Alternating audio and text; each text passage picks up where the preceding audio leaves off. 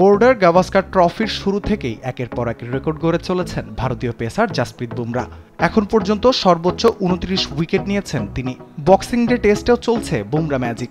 মেলবোর্নে এবার গড়েছেন বিশ্ব রেকর্ড।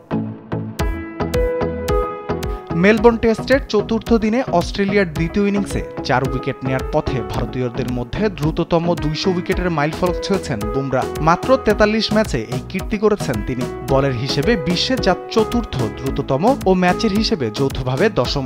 তবে সর্বনিম্ন গড়ে ২০০ উইকেট তুলে নিয়ে রীতিমতো ইতিহাস গড়েছেন বুমরা।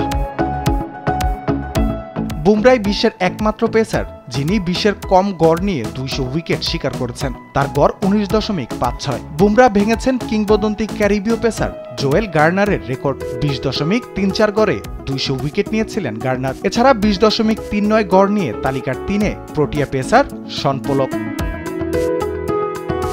বুমরার এমন রেকর্ডের দিনে অবশ্য চালকের আসনে টিম অস্ট্রেলিয়া। ৩৩৩ রানের বড় লিড নিয়ে দিন শেষ করেছে স্বাগতিকরা। চতুর্থ দিনে ব্যাট করতে নেমে আর বেশি দূর এগোতে পারেনি ভারত। ৩৬৯ রানে অল আউট হয় তারা।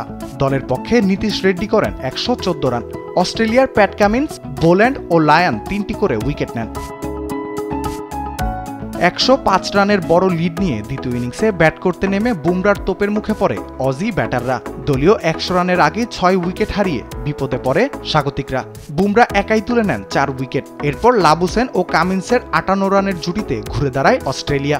লাবুসেন আউট হন ৭০ রান করে। তবে শেষ উইকেটে বোল্যান্ড ও নথান লায়ন্সের ৫৫ রানের অবিচ্ছিন্ন জুটিতে ৯ উইকেটে ২২৮ রান নিয়ে দিন শেষ করেছে অজিরা, যার ফলে তাদের লিড রয়েছে ৩৩৩ রানের। রাফিউল ইসলাম রাতুল, স্পোর্টস ডেস্ক, দেশ টিভি।